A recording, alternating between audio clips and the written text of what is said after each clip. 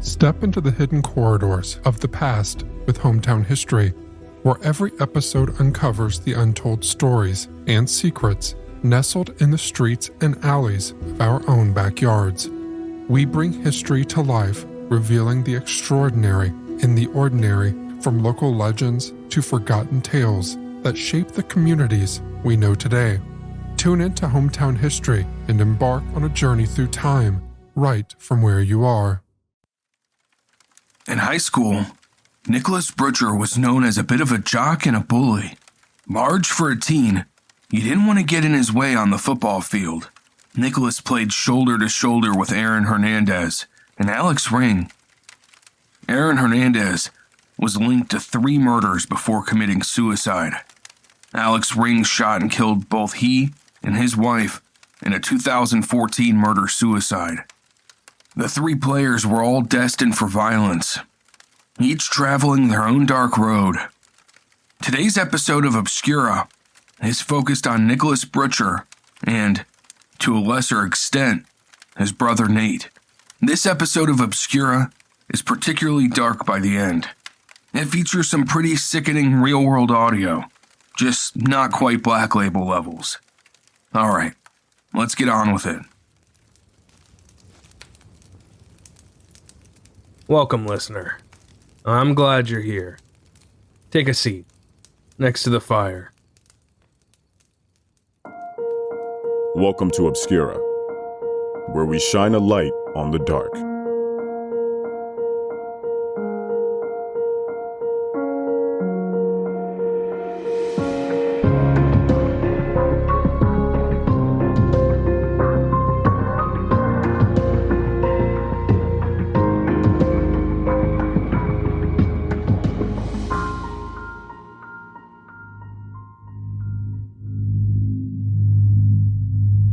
Nicholas Brutcher had a darkness in him. He always wanted to be known. A class clown, he wasn't aware that his classmates laughed at his humor more in fear and appeasement rather than from amusement. He was known for his dead baby jokes, mocking disabilities and using racism in an attempt at edgy humor, even mentioning to friends and family that he had aspirations for stand-up comedy. On April 21st, 2021, he posted an attempt at this comedy to his Facebook page. The video gives you an idea of how his intensity and alternative humor could be a big turnoff to many. Combine that with Nicholas having an impulsive nature that frequently led to violence. Well, let's just say that his daughter in the vehicle with him looked pretty uncomfortable. So I just brought the girls to get Happy Meals at McDonald's, and let me tell you, we are not happy. These fascist assholes had the balls to gender my children. Do you want a boy toy or a girl toy? I'm caught. Cancel McDonald's. This is bullshit. What's that, Stevie? You have a Cinderella toy? Oh, you got a Cinderella toy? Yeah. And that's what you prefer? Because you're a little girl? I like Cinderella. Yeah, okay. I guess scratch that. By this point in his life, Nicholas Brutcher was already backsliding. He suffered from depression, alcoholism, and drug addiction. He was both divorced and bitter, and his Facebook page showed an unhealthy obsession with gun ownership. Nicholas owned 14 guns, and many of his pictures feature the man pointing them directly into the camera. In fact, it appears that he and his groomsmen were armed at his wedding. Listener, this is not a statement against gun owners. I know there are plenty of completely sane owners who don't go on to commit monstrous and heinous crimes, but you can't separate Brutcher's crimes from his obsession and still paint a full story. These two facts are interlinked. Nicholas Brutcher was born in February 1987. He grew up in Bristol, Connecticut, alongside 3 brothers. After graduating high school, he started working in Plantsville, Connecticut, installing liners where he was promoted to supervisor after years of work. He was married in 2015 and this marriage bore him 2 daughters. You could see photographs of the couple on Facebook. These snapshots of a time and place where perhaps Nicholas Brutcher was actually happy. But that all came crashing down only 4 years later, in 2019, when he was divorced. He found himself out of the family home and living in a small single-story house with his brother Nathan Brutcher. Nate, the younger brother, is the smaller of the two. He capitulated to his older brother and let Nicholas dictate the pace of any given situation. A dynamic that would force Nathan to travel the same dark road as his older brother. Nate and Nicholas both frequently found themselves in physical altercations with other people well into adulthood. Their parents lived next door in a larger 2-story home. Nicholas Brutcher's parents were well aware of his antics, his poor influence on his younger brother. They knew something wasn't quite right with their son. Nicholas had once attempted to join the military but was declined. Despite this, he lied about being a military veteran. After a while, it seemed as though he started to believe his own lie, and his parents even went along with the veteran lie because they feared upsetting him. Listener, my least favorite type of person is the intense friend we've all had in our life at least once. Slowly, I cut those people out of my life. These intense people are impulsive and self-destructive. Near incapable of self-reflection, they barrel ahead through any given social situation without thought for the people around them. That is all to say that Nicholas Brutcher appears to have been one of these intense individuals, never challenged for his behavior by both his parents or school in childhood. By his teenage years, he was a popular jock on the football team. No one was going to tell him what to do then. And in adulthood, he was a gun-brandishing brawler who challenged anyone and everyone to get in his way. With this all in mind, it's worth speculating somewhat on his marriage. Though his ex-wife has been mostly silent on the issue, I won't name her here as I doubt she would want to be associated with this man. Nicholas Brutcher frequently installed and uninstalled the gay dating app Grindr on his phone, leading to speculation that he was frequently engaged in gay hookups. The last time he installed the Grindr app was in October 2022, shortly before the murders. These potential gay hookups conflict directly with the gun-toting tough guy persona Nicholas Brutcher cultivated his entire life. To say the man was sexually confused would be an understatement. Couple that with the fact that he was prone to extreme violence. Well, let's just say it's easy to understand why he was divorced.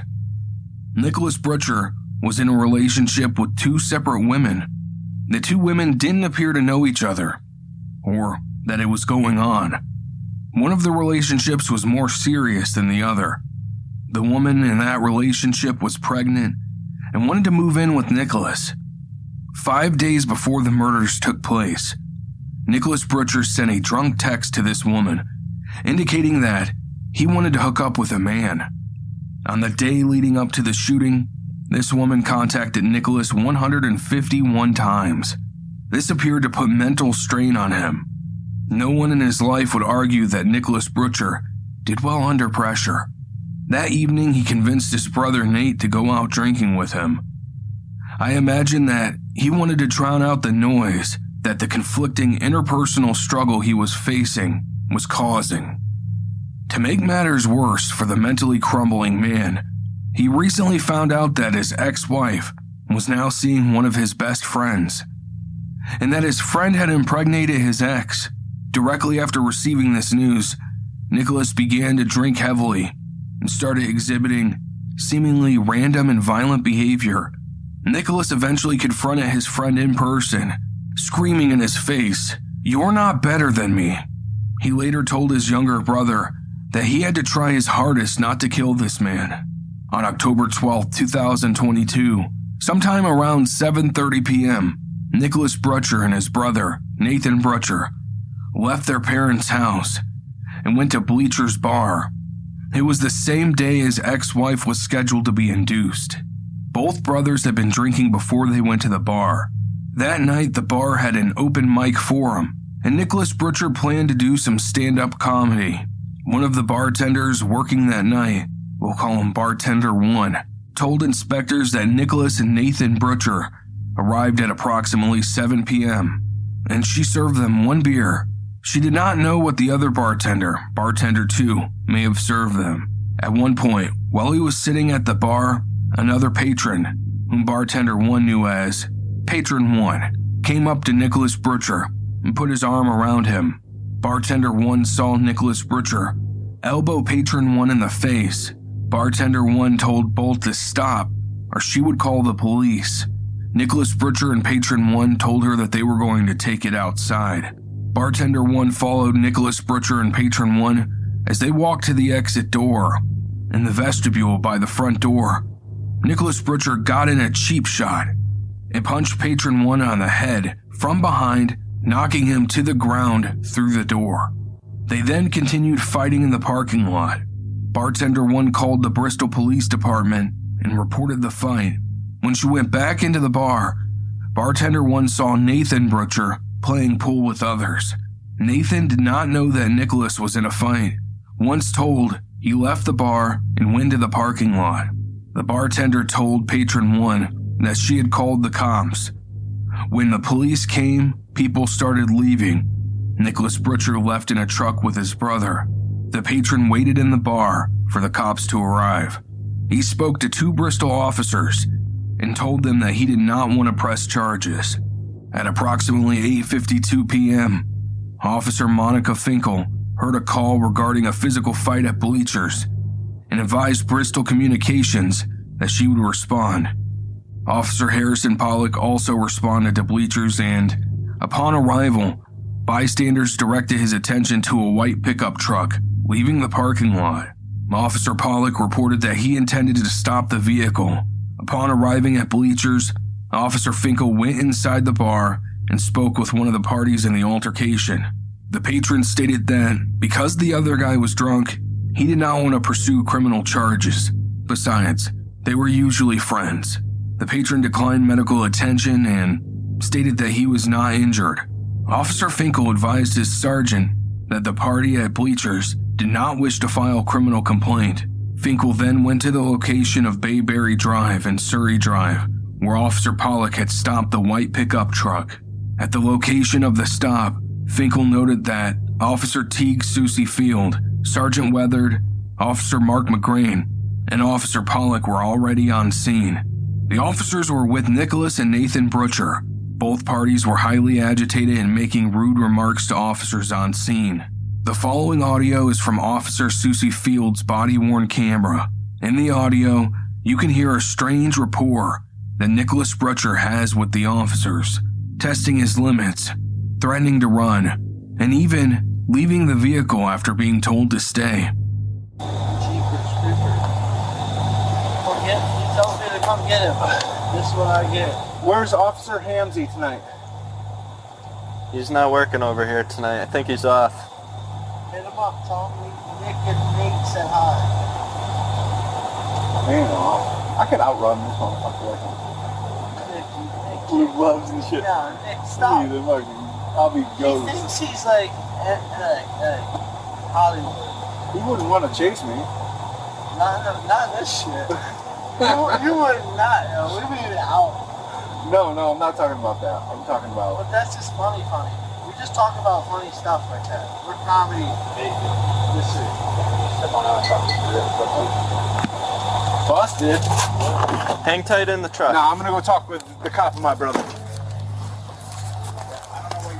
I'm gonna talk with my brother and yourself. You're not listening, and you're making the situation much worse.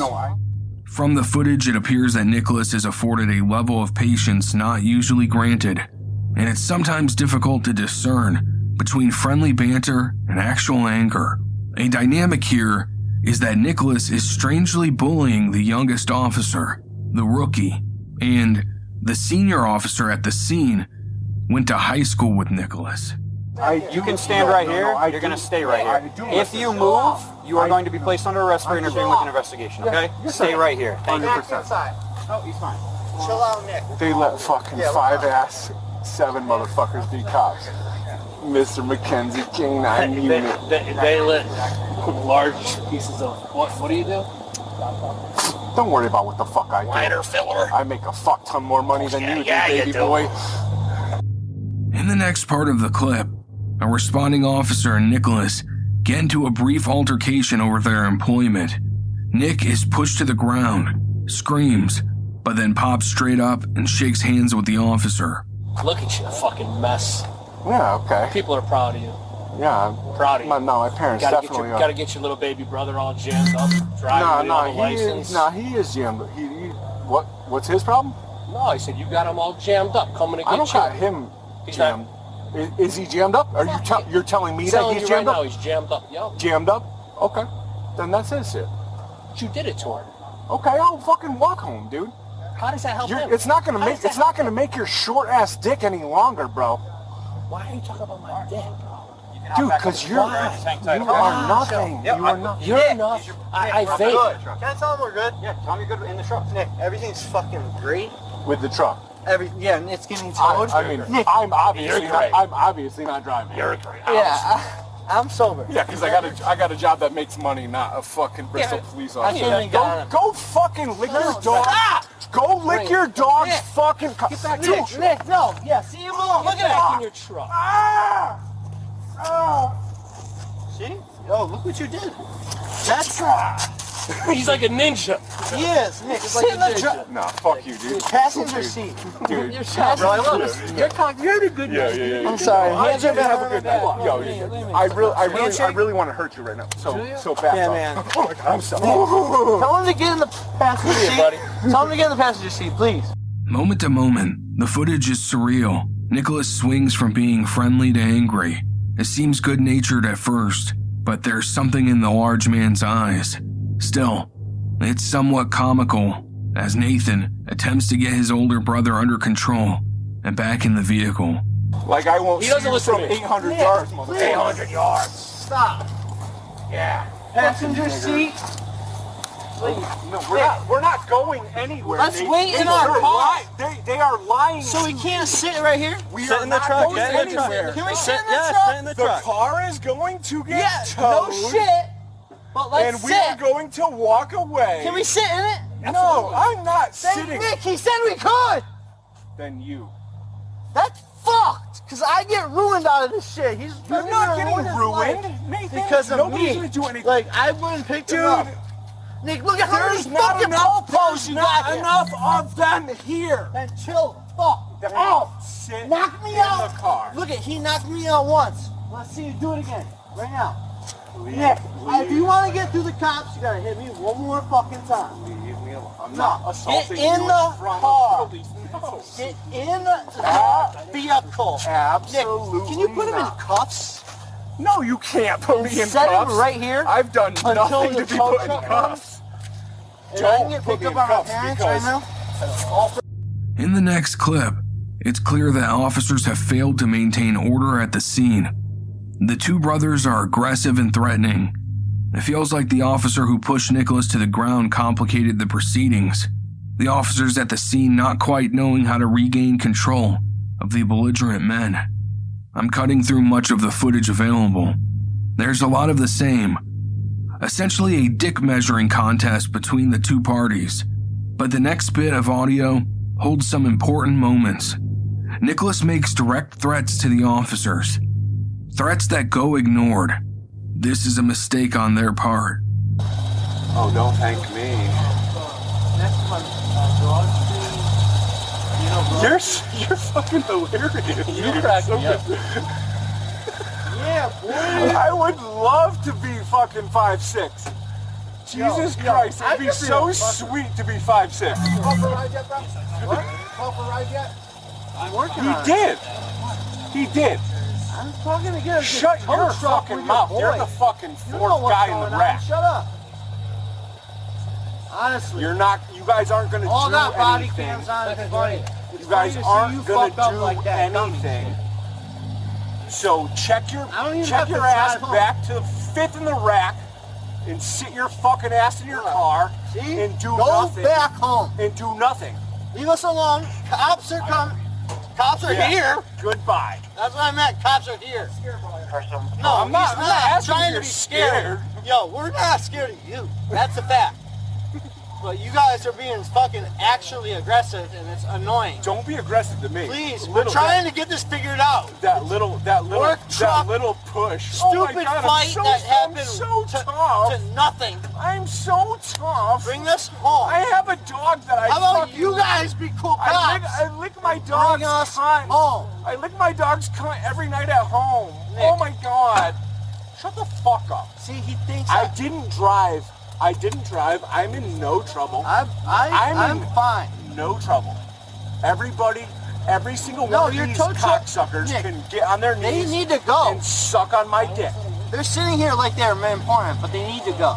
Nah, he's not important. He's like fucking... He might be. 22. Walk away if He's you want. 22 years old. He's 22 years Can we go old. home? Nick. Bye. Well, hang on 1 second. You gotta get your ticket. Oh, that's fine. I'll take it. Yeah, Nathan, you just gotta wait for your... What is it, 76 bucks? 80? Not even that. 90? There you go.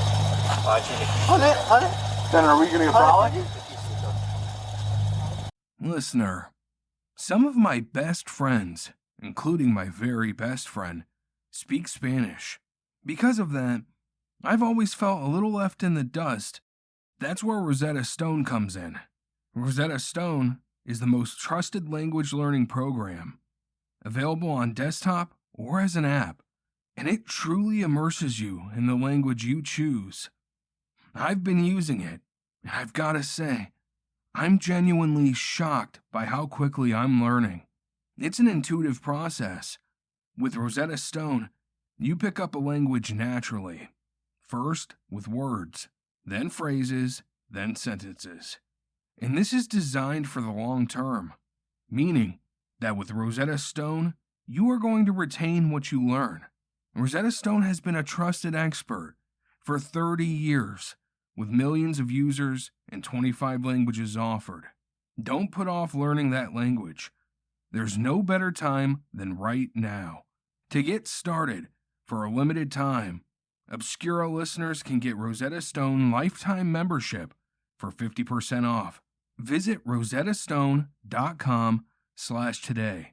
That's 50% off unlimited access to 25 language courses for the rest of your life. Redeem your 50% off at rosettastone.com/today. Bocas del Toro, Panama. A secluded seaside hideaway. Scott Makeda has no idea that his tropical haven is about to become his personal hell. A serial killer pretending to be a therapist. Holbert rents a room, and that's where he set up his business as a fake shrink. Accusations of a gringo mafia. Gun running, drugs. A slaughtered family. And then he goes back and he plants another bullet. A killer on tape. Hey man, I'm guilty. Everybody knows I'm a monster. The law of the jungle is simple. Survive. I'm your host, Candace DeLong, from Treefort Media and Village Roadshow Entertainment Group. This is Natural Selection, Scott vs. Wild Bill. Available now, wherever you get your podcasts. New episodes drop weekly. Have you ever wondered what it's like to witness a murder? Forrest grabbed the knife and then just stabbed Johnny in one motion. Or how it feels to be shot?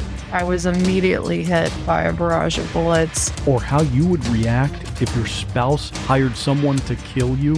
And he was to put me in a grave with a bullet wound on my head.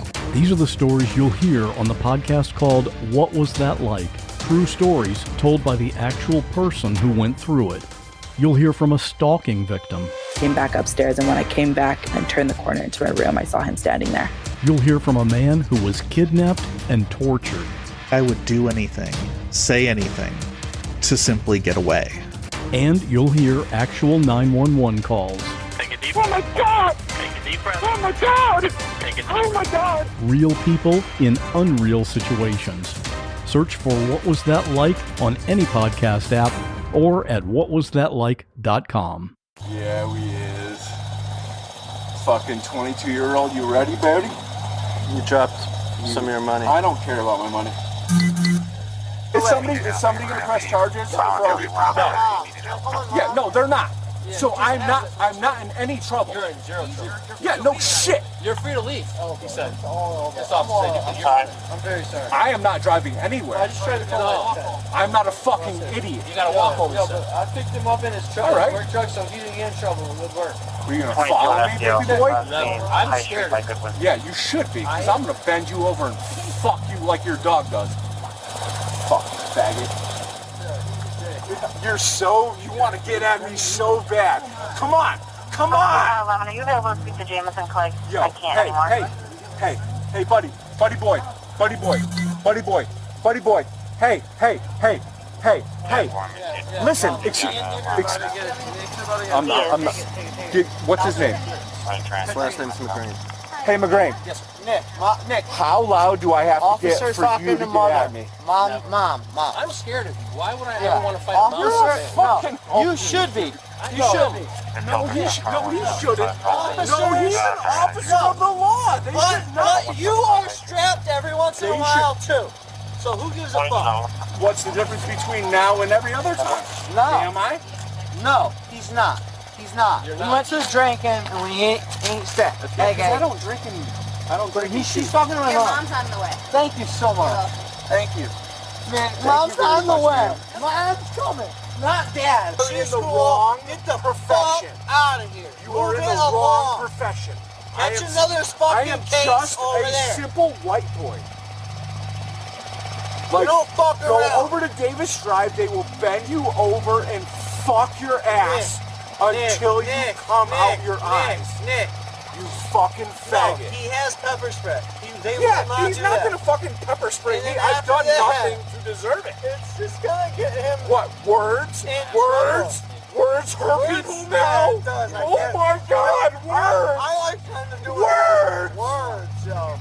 Fucking Are we gonna homo. get arrested for words for disorderly conduct? No, if I was arrested for words, I'd be arrested by the fucking 5'6" guy that sucks what his can you get? fucking Interrupting dog's the cock peace? every night when he goes home like You a guys are the fucking ones faggot. interrupting the motherfucking peace. I'll tell you that. 1, 2, 3, 4. You guys weren't even fast enough 6. to tackle Get that. the I'm fuck. drunk too. Oh wait, 5. After it was determined that Nick and Nate would need a ride home, Officer Finkel used Nathan's phone to call Katrina Brutcher, Nathan and Nicholas's mother, to come and pick them up. Katrina Brutcher drove to the location of the traffic stop. She got Nathan Brutcher into her car, but Nicholas Brutcher refused to get in. He was standing very close to a Bristol police officer and being confrontational. Nicholas Brutcher refused to get into Katrina Brutcher's vehicle. Both Nathan and Nicholas Brutcher were issued infraction tickets. Nathan received a ticket for operating a motor vehicle without a license and creating a public disturbance, and Nicholas received one for creating a public disturbance. In the next clip, you hear Nicholas and Nate speaking to their mother. Get in your car. Now. Get in the fucking car, mother. Listen, I don't love talk to you. your mom like that, bro. Don't fucking tell me how to talk to my fucking mother. Just go. I'm gonna give you a ride. Hey, buddy, I'm walking home. Can you let me do that? Come on. It's not allowed. Out of a little bit of respect. I know the rules. Karen. You haven't shown any respect yet tonight, my man. So I don't respect you a single bit. I respect you less than that motherfucker too. I'm not here for your respect, bro. I'm here to make sure you're safe. I'm fucking safe. You're gonna make me unsafe? You're the only person who has the authority to make me unsafe. How's that?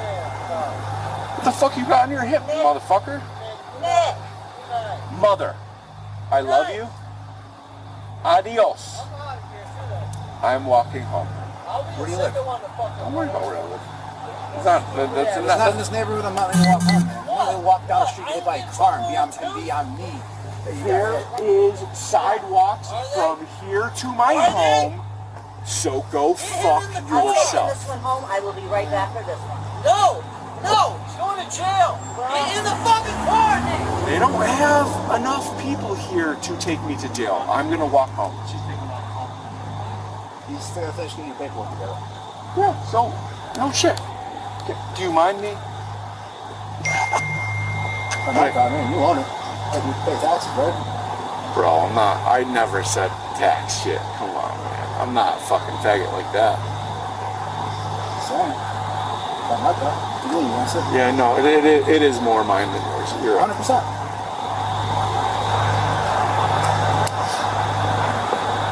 Einhorn is Finkel. Finkel is Einhorn. Great movie. Place is out. How much? $103? For what? Creating a public disturbance? What public fucking disturbance? You got people come out of the house. Now it's littering. Let's create a fucking real public disturbance. Okay. You're all set. You're free to go. Pick up your ticket. You can go. Can we create a real fucking public disturbance? No, that's right. If you want to leave it there, it's fine. She's never had a fucking black eye. That's fine. You can pay it or plead not guilty. Thank you, ma'am. Of course. All right. Have a good night. You guys are such fucking good. Where's the 5'6" motherfucker with the dog that he sucks, with the cock that he sucks? Just drive away. There he is. Hey, Yo, hey, follow me home and make sure I don't step on. Nicholas threw his ticket on the ground and refused to pick it up in front of officers. In an effort to de-escalate the situation, Officer Finkel picked up the ticket and gave it to Nicholas Brutcher. Nicholas left on foot. Later, Katrina returned. She apologized to Finkel for her son's behavior and indicated that she intended to pick Nicholas up and bring him home.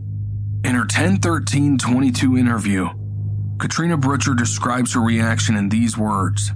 I said, "You're embarrassing me, Nick. You know our name in Bristol means a lot to us as a family. We've lived here all our lives, raised all you kids here. He knows that, what it means to us. Your character, you know." So he shut up and backed up. In her 10/18/22 interview, Katrina Brutcher described this encounter as follows. Like I said, when I left him there with the officers, he was going toe-to-toe with one of them. I was embarrassed and I told him that. I said, Nick, you're embarrassing your family. You're embarrassing our name. I will be back to pick you up in a few minutes. Step the fuck back. Katrina Brutcher drove Nathan Brutcher away from the location of the traffic stop and toward their home. When they passed bleachers, Nathan mentioned that Nicholas had gotten into a fight.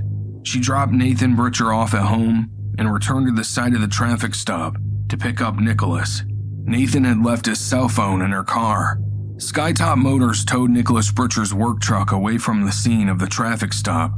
The driver of the Skytop tow truck told detectives that he had a brief interaction with Nicholas that was captured on the tow truck's video recorder. In the video, Nicholas Brutcher is seen approaching the truck.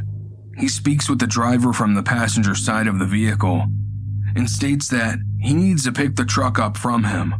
The driver tells him that there is a 48-hour hold in the truck.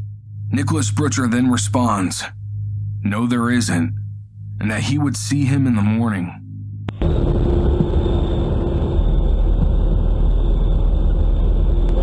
No problem. Have a good night.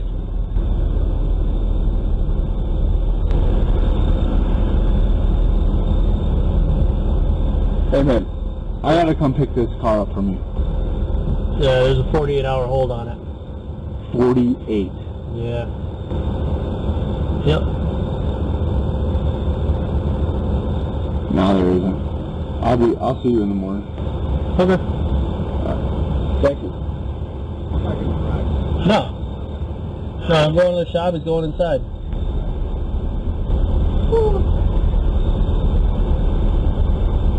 Tell him there's a...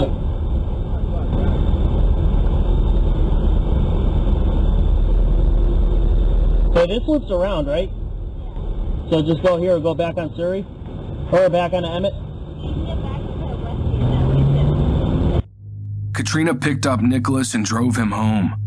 With sarcasm, he told her that he was sorry, stretching the word out sorry, like a child. When she mentioned that he was lucky that the police only gave him a ticket, He replied, "I don't give a shit."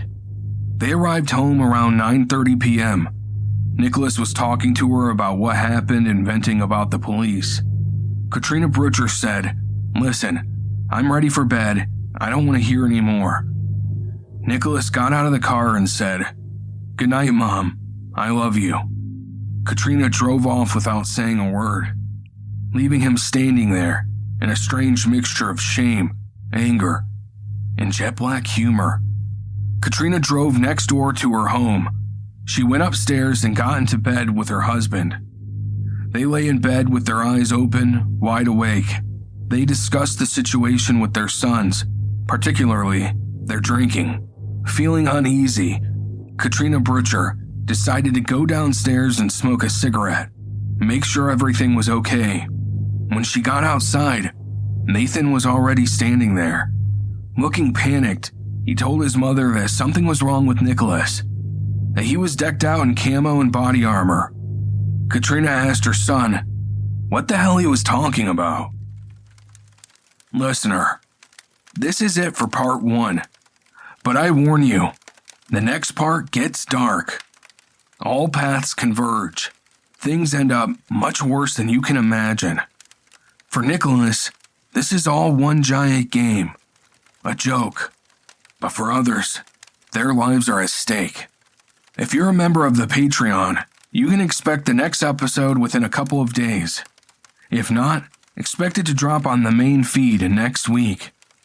For now, I thank you for listening and keep the fire burning.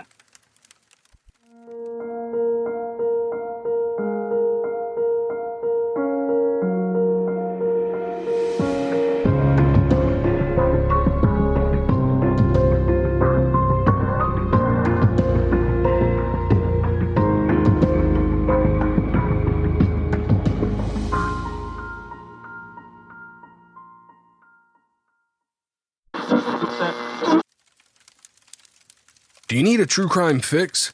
The show shines a spotlight on the darker things in life, covering real murders, mysteries, missing persons, and more. Each week, I'll take you on a deep dive into the darker side of history, mystery, and murder. Be warned, Obscura is not for the squeamish. Shocking crimes are covered in full detail, and real court and 911 audio is used when possible. If you're a true crime fan with a taste for the hard stuff, then Obscura has you covered. Each month sees the release of Obscura Black Label. Black Label is reserved for only the darkest cases. Finally, if you're a listener that likes a binge, Obscura has a large library of episodes ready for you to download now. You can find Obscura, a true crime podcast, on your podcast app of choice. Just search Obscura True Crime, and you can't miss our logo.